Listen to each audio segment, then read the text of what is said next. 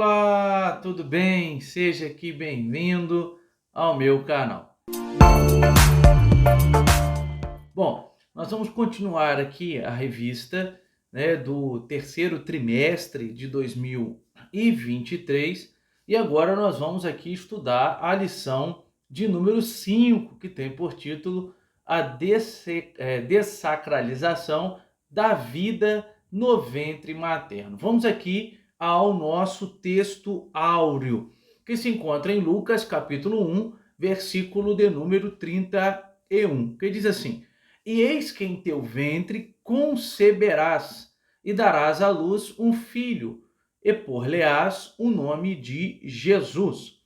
A verdade prática diz assim: a concepção divina de Jesus Cristo sacraliza a vida no ventre materno e se opõe à cultura da morte infantil intrauterina do presente século. Então, a proposta da nossa lição aqui é a gente observar que a vida ela começa desde a sua concepção e a vida ela é sagrada. Vamos aqui aos objetivos. Então, o primeiro será refletir sobre a divina concepção e nascimento de Jesus, demonstrando o milagre da vida e a capacidade de procriar. O segundo objetivo será identificar os traços da cultura de morte que estão presentes em nossa sociedade e quais são as suas consequências. E, em terceiro lugar, compreender a sacralidade da vida e a importância de a Igreja de Cristo combater toda cultura que viole os princípios da palavra de Deus. Logo, a palavra-chave que vai nortear toda a nossa lição será a palavra vida. Se você gosta do conteúdo que aqui é produzido, nos ajude compartilhando, se inscrevendo e curtindo o vídeo, para que o YouTube entenda que o vídeo é relevante e indique esse vídeo para mais pessoas, ok? Vamos lá então. Então, a título de introdução, o autor diz assim: Deus é o autor supremo da vida. Gênesis capítulo 2, versículo 7. Haja vista que, quando nós olhamos para a Bíblia, sobretudo no primeiro livro da Bíblia, no livro de Gênesis, nós temos Deus como o criador da vida. Deus que trouxe a vida à existência. Deus é o autor, é aquele que cria, aquele que traz a vida. É por isso que a lição já abre na sua introdução afirmando que Deus é o autor supremo da vida. Por isso as escrituras a valorizam desde a concepção no ventre materno. Salmo de número 139, versículo 13 a 16. Nesse salmo, Davi está falando sobre a grandeza de Deus e sobre a impossibilidade de fugir de Deus. E aí então, Davi dirá que Deus conhece ele quando ele ainda era informe, estava sendo ali formado no ventre materno, tá? Então, toda ideologia que tem o objetivo de alterar o conceito de vida, automaticamente, essa ideologia, ela desqualifica a autoridade da Bíblia Sagrada, ok? Não é bíblica esses tipos de ideologia que dessacralizam a vida ali já no útero, tá? Logo, para o cristão em geral, o aborto é errado, porque o aborto é a criatura tirando a vida de outra criatura, sendo que, criatura humana, né? Sendo que, como Deus é o autor da vida, e é Ele quem dá a vida, quem dá o fôlego de vida, quem sopra o fôlego de vida, só Deus pode tirar a vida, tá? Então a ideia progressista que reivindica que o ser humano, né, ele é autônomo sobre a vida, afronta a soberania de Deus. Então nessa lição nós vamos estudar como que isso tem sido apresentado na sociedade hoje. Antes de continuar, eu gostaria de indicar um livro aqui para vocês, que é o livro do Norman Geisler, onde ele discute a ética cristã. Um outro livro, mais recentemente publicado, também sobre o mesmo assunto, é do Walter Kaiser Jr., que também trabalha essa questão aí da ética cristã e vai tocar nessa temática que é tão polêmica, que é a temática do aborto, tá? Vamos aqui então ao nosso primeiro tópico, a concepção de Jesus Cristo, o anúncio do nascimento. Uma virgem comprometida em casar-se com José, chamada Maria, recebe a visita do anjo Gabriel. Isso nós somos informados no Evangelho de Lucas. O anjo, então, aparece a Maria em Nazaré, dizendo que Maria ficaria grávida e esse filho que seria gerado do seu ventre era de Deus. E ela seria cheia do poder do Espírito Santo e assim, então, ela se acharia grávida, tá? Logo, o anjo, então, faz a seguinte revelação para ela: em teu ventre conceberás e darás à luz a um filho, e por-lhe-ás o nome de Jesus. Diante dessa fala inusitada, né, que Maria escuta, Maria então pergunta: como fará isto, visto que não conheço varão? Ou seja, eu não tenho relação sexual. Como que eu vou ficar grávida sem a relação sexual, tá? Então a pergunta de Maria, ela demonstra perplexidade, porque ela era virgem. E como ela ficaria grávida sem a participação de um homem? Mas a Bíblia Sagrada dá-nos de maneira muito clara a afirmação de que era obra de Deus, era ação de Deus. Jesus foi o Messias prometido, o Messias proferido no Antigo Testamento, né? Os profetas, por vezes, apontavam para o dia em que nasceria o Messias. E essa promessa do nascimento do Messias, ela se cumpre em Jesus. Jesus é o Messias prometido, ok? E é por isso, então, que ele é obra e fruto da ação miraculosa e poderosa de Deus, tá? Logo, o que a gente tem ali com essa primeira informação? Maria recebendo talvez a maior notícia que a humanidade já pôde receber. E que notícia é essa? É a notícia do nascimento de Jesus. Porque o nascimento de Jesus trouxe a possibilidade de termos os nossos pecados perdoados. O nascimento de Jesus nos aproximou de Deus. Deus se fez carne para que nós tivéssemos o privilégio de um dia estar com Ele. Tanto é que os evangelistas dirão que o nascimento de Jesus se dá para que Ele, Jesus, pudesse libertar o seu povo dos seus pecados. Timothy Keller, um autor, pastor, falecido há pouco tempo, ele tem um livro chamado O Natal Escondido. Esse foi o último livro que eu li do Timothy Keller, no final do ano passado, perto do Natal. E o Tim Keller conta que a encarnação de Jesus, né, é a mensagem de que Deus se preocupa conosco, né? Porque Jesus experimentou o que nós experimentamos, ou seja, ele foi traído, né? Se um dia você já se sentiu traído, ele também já foi. Se um dia você sentiu necessidade, ele também já sentiu. Se um dia você perdeu um amigo, ele também. Logo, a encarnação de Jesus, segundo Tim Keller, é a afirmação de que Deus se preocupa conosco. E assim, então, em todas as coisas Jesus foi tentado e ele pode nos confortar, ele pode nos consolar, tá? Segundo subtópico, a miraculosa concepção. Então, o anjo Gabriel explica a Maria que a concepção seria singular e miraculosa.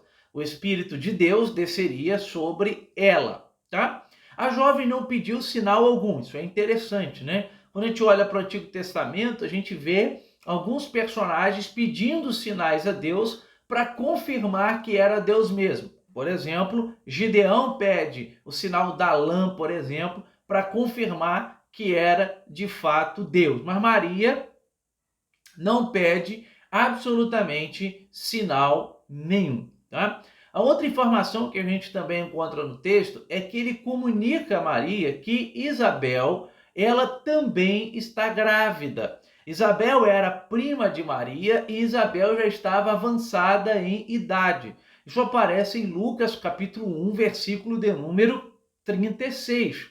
Mais uma vez, nós temos a afirmação de um milagre, que ela não podia gerar, ela era estéril e ela estava avançada em idade. Mas Deus então concebe a Isabel um filho. Então, o testemunho das Escrituras de mulheres estéreis que ficaram grávidas preparou o mundo para receber o menino Jesus. No Antigo Testamento, nós temos, por exemplo, Raquel, a própria Rebeca, tá? A despeito dessa realidade, o anjo endossa ao se referir à gestação de Babel. E esta se encontra no 6º mês, para aquela que era chamada estéril. Qual é a finalidade dessa informação? O que está em Lucas capítulo 1, versículo 37. Porque para Deus nada é impossível. Permita que eu fazer uma aplicação. Para Deus nada é impossível. E por que para Deus nada é impossível? Nada é impossível porque Deus é onisciente, porque Deus conhece todas as coisas. Não há nada, absolutamente nada, que escapa do olhar de Deus. O olhar de Deus vê, visualiza, sonda e conhece todas as coisas. E glória seja dada ao nome do Senhor por isso. Segundo lugar, nada é impossível para Deus, porque Deus tem todo o poder. Ele possui todo o poder em suas mãos. O poder de Deus não é pequeno. O poder de Deus não é limitado. O poder de Deus é grande. E em terceiro lugar, porque Deus está em todos os lugares, tá? Então ele contempla tudo. Vamos aqui ao terceiro subtópico, a bênção do nascimento. Então, a vida gerada no ventre de uma mulher é um milagre. Um milagre. Será que você nunca se perguntou como que a vida é gerada no ventre? Eu sei que a ciência explica a multiplicidade ali, as células elas vão se multiplicando e conforme elas vão se multiplicando, vai formando ali o bebê, e vai formando os órgãos do bebê e assim por diante, né? Mas é um milagre você olhar para um bebê que está sendo gerado no ventre da mamãe, né? E depois aquele bebê tem consciência, ele interage, ele pensa, ele raciocina, ele reflete, né? Ali depois que aquela criança nasce, conforme o tempo vai passando, você tem ali, né, isso de maneira mais incisiva, porque vai desenvolvendo as capacidades cognitivas daquela criança. Então é um milagre como um ser é gerado no ventre, tá? Então Deus dotou o ser humano dessa procriação. Coisa linda é uma mãe vendo o bebê ali sendo gerado na sua barriga, acariciando a barriga, né? O milagre da vida, o milagre da concepção, a dádiva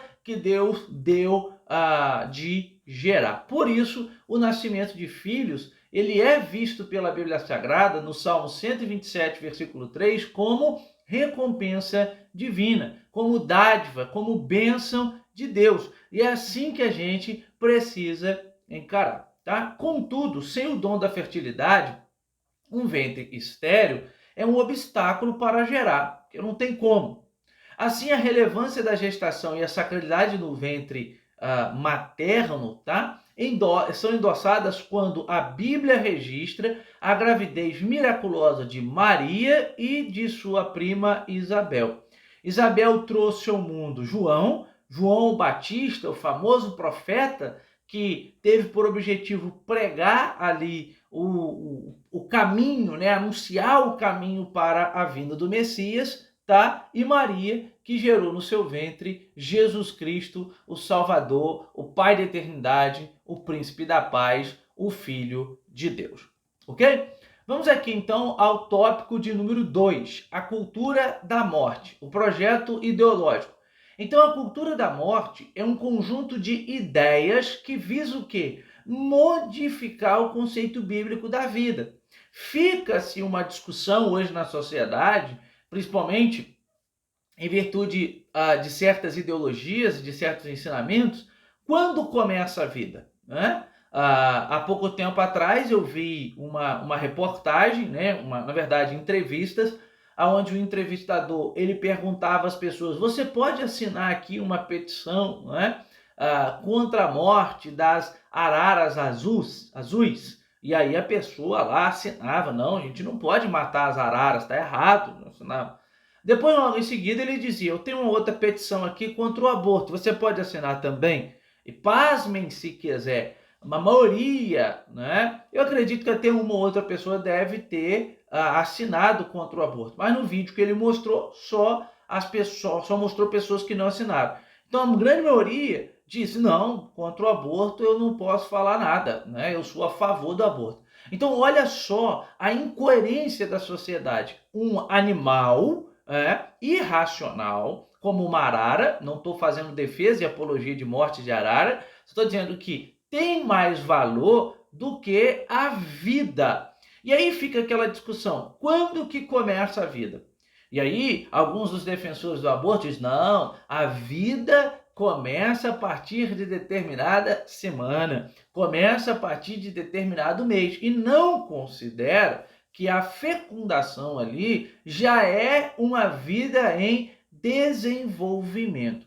Então, entre suas pautas desses ensinos progressistas, nós temos a legalização do aborto, a defesa da legalização do aborto. É interessante que a gente tem visto no mundo essa pauta sendo defendida. Há países, por exemplo, da Europa, que quando a mulher está grávida, ela vai ao médico e uma das primeiras perguntas que o médico faz para a mãe, para o pai, é se eles querem dar continuidade na gravidez. Aqui nós temos perto de nós a Colômbia, que não muito tempo aprovou aqui o aborto, né? Até aí, se eu não me engano, 4 ou 6 meses de gestação, então já é um bebê formado, tá? A eutanásia é desligar os aparelhos. A palavra eutanásia seria boa morte, né? A pessoa está inconsciente e aí a família decide desligar os aparelhos para que aquela pessoa morre. A apologia do suicídio, também existe em alguns países hoje que permite o que é chamado de suicídio assistido. É quando o doente ele pede pelo suicídio, né? Ele pede que o Estado tire a vida dele, isso é chamado de suicídio assistido. E o controle de natalidade, tá? O controle de natalidade, né, inclusive, foi praticado por países comunistas, né? A gente precisa deixar isso aqui claro. Então, mediante estratégias culturais, intelectuais e políticas, impõe-se uma agenda de desconstrução da sacralidade da vida, algo caro à cultura cristã, como vimos no tópico anterior, tá? Nesse sentido, estimula-se a eugenia, o descarte do ser humano com alguma má formação ainda no útero materno. A maternidade, ela é depreciada, a fim de que a mulher, caso ela não deseje, né, ser mãe, ela aborte ali sem nenhum tipo de problema, tá? Então, o conceito de saúde reprodutiva, ele é modificado com a finalidade de justificar o aborto como uma medida de saúde. Só que aqui que está o problema. O que é a saúde? A saúde é você velar pela vida. E aí, se alguém dizer: não, mas o aborto ele precisa ser observado, né, dentro de alguns critérios. Essa pauta que está sendo levantada pelo aborto está mais ligada a uma tentativa de sexo desenfreado sem nenhum tipo de consequência. A legislação brasileira, ela permite em alguns casos o aborto, né?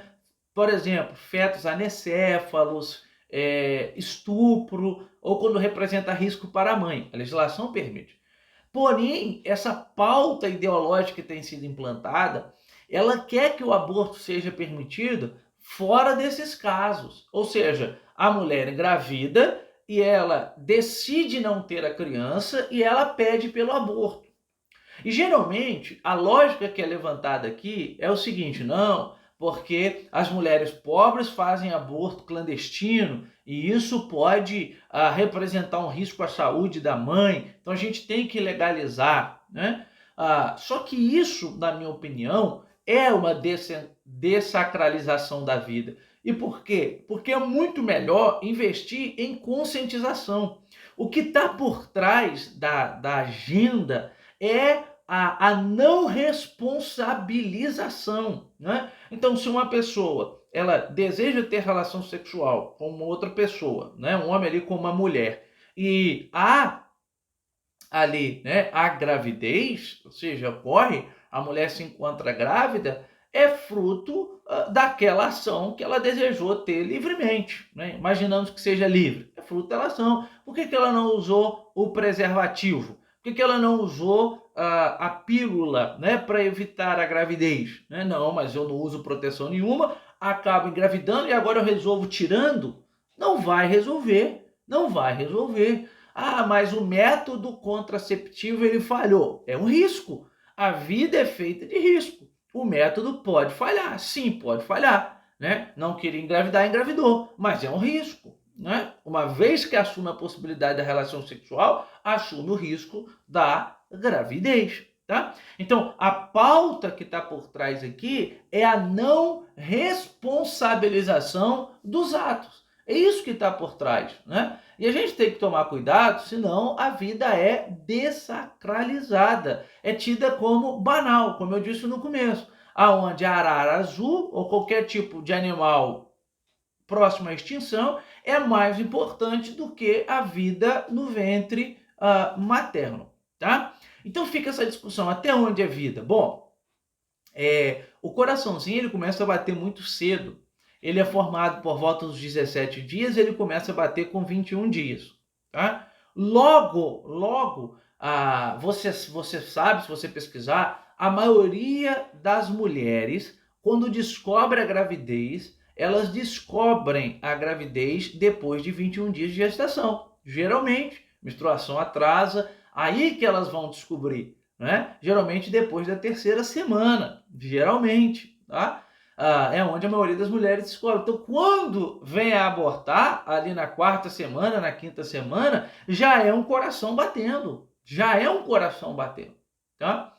Então, segundo subtópico, o direito sobre o corpo. A cultura pós-moderna, que é a que nós estamos inseridos, ela insiste que é direito do ser humano exercer autonomia sobre o próprio corpo. Essa ideia é de liberdade total ao controle individual sobre a constituição física e o comportamento humano. E aí você vai ouvir a seguinte expressão, o seguinte slogan, né? Meu corpo, minhas regras, tá? É um tipo de slogan pela defesa das liberdades sexuais e reprodutivas, bem como a escolha da vida e da morte. Eu digo e repito, é um slogan pela não responsabilização das ações. Eu preciso, a ideia é, eu não quero responsabilizar pela ação que eu tive, né? Então, se eu me lanço, se a pessoa se lança ali na relação sexual, ela está correndo o risco de engravidar.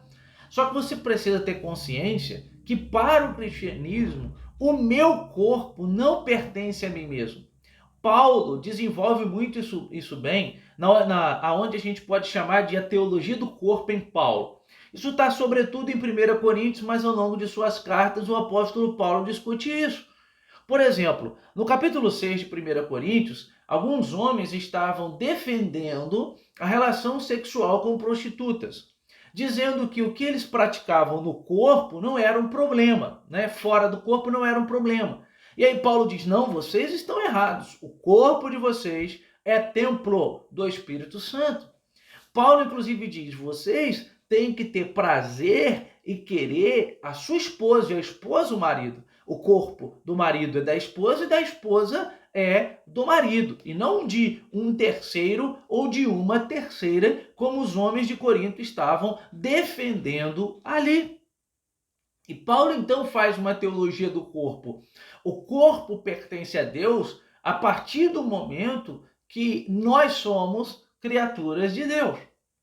Fyodor Dostoiévski, um autor importante aí do cristianismo, ele diz o seguinte: se Deus não existe, tudo é permitido. Vou repetir: se Deus não existe, tudo é permitido. Só é possível a gente levantar uma defesa das liberdades sexuais e reprodutivas, da bandeira do aborto, se Deus não existir.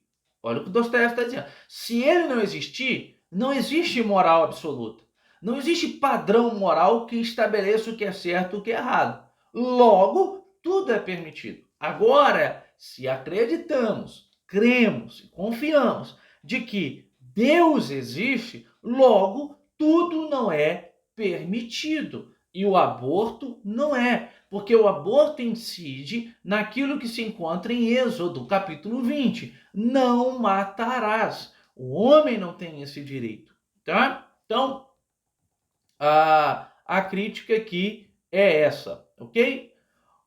Qualquer opinião contrária é considerada uma violação à liberdade humana, ou seja, qualquer opinião contrária ao aborto, ao suicídio, inclusive precisa ser dito que incitação ao suicídio é visto como crime doloso contra a vida, tá? É visto como crime doloso contra a vida, ok? Previsto aí no Código Penal. Então, nesse quesito, as escrituras asseveram que o corpo deve ser nutrido e respeitado, que, embora livre, o ser humano não tem o direito de profanar o corpo. 1 Coríntios capítulo 6, versículo 13.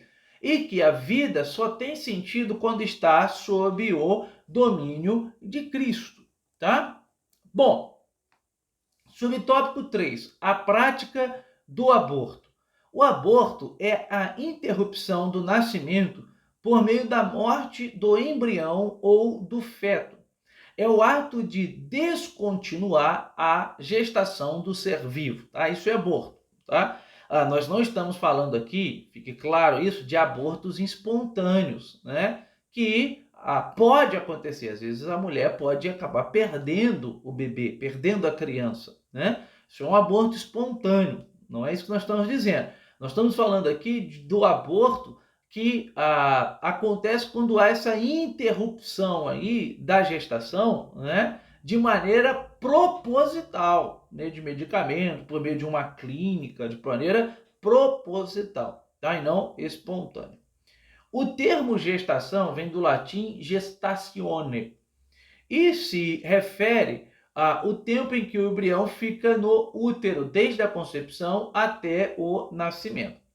Nesse caso, o aborto pode ser não intencional ou provocado no período da gestação. Na lei mosaica, provocar a interrupção da gravidez era um ato criminoso. Êxodo capítulo 21, 22 e 23.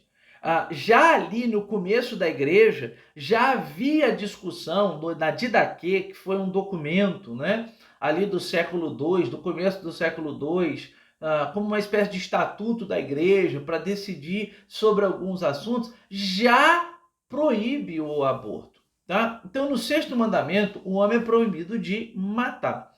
Os intérpretes do Decálogo concordam que a proibição do aborto está incluída neste mandamento. Assim, quem mata um embrião ou feto atenta contra a dignidade humana e a sacralidade da vida no ventre materno. A mulher precisa entender que ali é uma vida, não é? Ali é uma vida. Geralmente, aqueles que defendem o aborto são contra a pena de morte, dizendo não, a gente não pode tirar a vida de uma pessoa que cometeu um crime, por exemplo, mas pode tirar a vida de um bebê. Qual é a lógica disso? Qual é a lógica? As duas são vidas. A diferença é que aquele que cometeu um crime cometeu conscientemente e o bebê não tem nenhum tipo de crime cometido, né? Está ali como indefeso, inocente. E quem então vai resguardar a vida desse bebê? Vai proteger a vida desse bebê? O Estado tem que velar e zelar pela proteção, né, da vida. E essa proteção da vida passa pelo ventre materno. Para os cristãos, passa pelo ventre materno. Tá? Então, a sacralidade da vida. A vida é inviolável. A vida humana é sagrada, pois ela é um ato criativo de Deus. Já colocamos isso daqui, que é o autor, a fonte originária do fôlego da vida. Nessa perspectiva, o princípio de sacralidade assegura a dignidade da pessoa humana e a inviolabilidade do direito à vida. Portanto, o valor da vida é absoluto e deve sobrepor a qualquer outro direito e interesse. Inclusive, o direito à vida é um dos direitos fundamentais que aparece no artigo 5º da nossa Constituição. Direito à vida, tá? A vida. Nesse aspecto, o princípio da defesa da vida humana, desde a concepção no útero materno, não pode conter exceções. Somente Deus tem o poder sobre a vida e sobre a morte. Em uma sociedade secularizada, o cristão precisa tomar cuidado com o relativismo, com a relativização da moral, do certo ou do errado, porque senão ele começa a fazer concessões. Tá? No subtópico 2 do terceiro tópico, o começo da vida, diz assim: as escrituras são incisivas ao afirmar o início da vida desde a concepção. O profeta Jeremias afirma que a vida tem início na fecundação. Lembra lá que Deus diz a Jeremias: eu te conheci, né, te consagrei para o profeta desde o ventre materno. O rei Davi corrobora que a pessoa é conhecida e está sob os cuidados de Deus desde a concepção. Deus é quem forma o ser vivo no ventre materno. Ainda o salmista afirma que Deus o vê o embrião, ainda informe, e ama todos os seus dias ali, tá? Logo, de acordo com as escrituras, a vida começa quando ocorre a união do gameta masculino com o gameta feminino. Essa nova célula é um ser humano, possui identidade própria e, portanto, o seu direito de nascer não pode ser interrompido por vontade, por desejo ou por caprichos humanos. Cabe a nós defender a vida, cabe a nós levantar a bandeira pela vida e proteger a vida desde o ventre materno, ok? A gente precisa ter cuidado quanto a isso. Bom, terceiro subtópico, qual é a posição que a igreja cristã ela toma? A igreja que mantém o princípio teológico da autoridade bíblica defende a dignidade humana e a inviolabilidade da vida desde a sua concepção. A sociedade fará pressão, né? A sociedade fará pressão. Mas quando você, como um cristão, for escolher um representante para estar ali num cargo legislativo e executivo, você precisa buscar ter consciência qual é o que ele defende em relação a isso, tá? Por quê? Porque é no legislativo que as leis são formuladas, e lá que leis como a lei do aborto é formulada, né? Da descriminalização das drogas, por exemplo, são formuladas, são leis que são pensadas ali. Então, essas pessoas que eu escolho, elas precisam corroborar com o meu pensamento. Por isso que a nossa democracia é uma democracia representativa. Nós somos mais de 200 milhões de pessoas, né? Mais aí de 150 milhões de eleitores. Não dá para colocar todo mundo dentro do Congresso e discutir. Não dá para dar um minuto para mais de 150 milhões de pessoas, né? Ia passar anos e anos, não ia acabar a discussão. Então a gente escolhe alguém para nos representar. Esse alguém que é escolhido por nós tem que estar com o pensamento próximo ao nosso. Porque não faz sentido. Eu sou contra e escolho alguém que é a favor. Ele vai votar lá na frente a favor. Vai votar a favor. Tá? Então a gente defende a inviolabilidade da vida humana. A gente ensina que só Deus tem a capacidade de tirar a vida. Tá? Eu sei que existe uma pressão social, né? Decisões importantes, né, estão para acontecer aí no Brasil, mas a gente precisa ter essa consciência aqui. O cristianismo é a favor da vida, é defensor da vida, e essa vida desde o ventre materno. Na época de Jesus, as crianças não tinham valor absolutamente nenhum, né? Quando nascia uma criança, que o pai romano, por exemplo, não gostasse daquela criança, ou se aquela criança tivesse algum tipo de deficiência, o pai romano não tinha absolutamente nenhum tipo de problema de deixar essa criança para morrer. Não tinha problema em fazer isso, né? Deixar essa criança para morrer. Olha só que coisa cruel. E aí Jesus vem e ele traz dignidade a essas crianças quando afirma que dos pequeninos pertence o reino dos céus. E se a gente quer entrar nos céus, tem que ser igual aos pequeninos. Jesus trouxe dignidade à vida humana, tá? Logo, para a gente concluir, a gestação e a procriação do ser humano são bênçãos divinas. A concepção de Cristo no ventre de uma virgem certifica a sacralidade da vida intrauterina. A interrupção da vida em qualquer fase da gravidez é uma agressão ao direito inviolável de nascer. Você está interrompendo o direito de nascer. A valorização da dignidade humana, o direito à vida e o cuidado à pessoa vulnerável são princípios imutáveis do cristianismo bíblico. Acerca do assunto, a Bíblia assegura que Deus é o autor e detentor da vida humana. Amém? Espero que eu tenha contribuído aqui com os seus estudos, né, e com a lição da Escola Bíblica Dominical. Repetindo, se você gosta do conteúdo que aqui é produzido, nos ajude, pelo menos curtindo o vídeo, para que o YouTube entenda a sua relevância e entregue esse vídeo a mais pessoas. Tá bom? Um grande abraço e até a nossa próxima aula.